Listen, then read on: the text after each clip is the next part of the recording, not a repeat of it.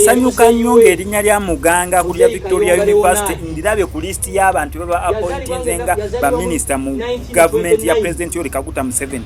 However, okusinza katika akasunsulo bakakebera biki ebyetaagisa omuntu oyo gwabera ba appointinze okumuwa approvinga kamusula nga bagamba muni ayina passport 3 ya Uganda o ya Rwanda simanya ne yawa ate bwe bamubuuza ku ye Rwanda n'ajeganje n'agamba sina ku passport ya Rwanda passport nina ya Uganda kubanga na Uganda akakiiko ne kamusuula nga kagamba nedda ona ne passport yawa Uganda mulekeraawo Munyarwanda kitaitide fulaka gashuma n'okubatwala paka ku ntana ebazika taata we ne mama we okwongera okubeera nga bakakasa akakiiko okusosola sokuwulira emboozi nga yagenze maaso n'ensonga Frank Gashuma omuntu yenna agamba nti Muganga si munnayuganda oba engeri gye bayisaamu ono yali muzeeyi we Muzeeyi Kayonga Leonadi yazalibwa mu 1929 n'afa ng'ennaku z'omwezi 9 ogw'omukaaga 1999 awumulidde wa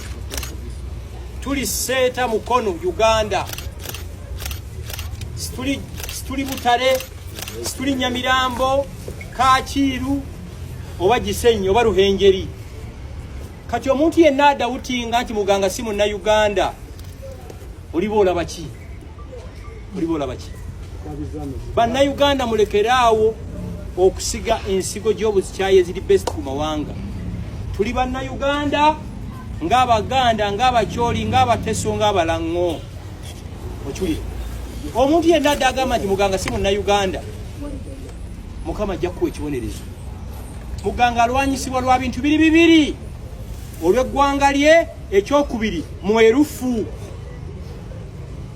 bana ababbi abali mu bitongole bya gavumenti byonna beeraliikirivu nti Muganga Kasaafu ka state minister obubbi n'obutali bwerufu bukoze eki biweddewo kyekimulwanyisa teri kirala si bisaanyizo omusajja newe twogera kyali vice chancellor wa Victoria University so kyekyo bannamawulire mwebale kujja bamuyina ekibuuzo ekyo kyemubuuza mu kikole ki mu kibuuzo abataka bonna mubalabye ono mukyala basomanga naye Muzeeyi Yuli ono mwami yali vice byebyo so bukyayi mu communities mwe tubeera tuli ba Luganda nze sinaba kulya omuntu yali yankubidde essimu nti gyendi ene Kalungu oba Gomba oba Ekyotera oba Sembabule bansosola eggwanga lyange obusosoze buli mu kitongole kya immigration ekiri mu Ministry of Internal Affairs kyo nkiddemu wano kyovola omukulembeze ya guiding nga issuing executive order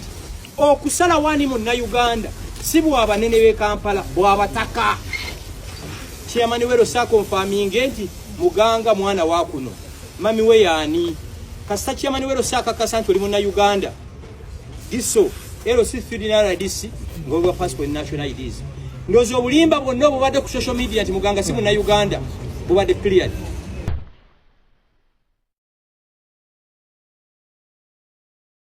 The first census that was conducted in Uganda in 1911, Banyarwanda were counted as the indigenous community in Uganda. The 1959 census, Banyarwanda in Uganda ranked 4th in numbers in the entire country. In the Buganda region, Banyarwanda ranked 2nd. The first ones were Baganda, meaning we are all over this country. Banyarwanda are like Airtel and MTN, they are everywhere. The constitution of Uganda recognizes an indigenous community called Banyarwanda. But for the last 7 years, every time a Banyarwanda would go and apply for a national ID or a passport, the questionnaire would change. They would tell you, bring documents to prove that your grandparents lived in Uganda before 1926. Nobody in Uganda can bring those documents. Nobody. We went into activism, fighting for the rights of the indigenous Banyarwanda. There is no office that we've not been to. Equal Opportunities Commission, we met the former Speaker Jacob Bolanya, the former Speaker Anita Mong, IGG's office, Uganda Human Rights Commission, till when we had to meet the President.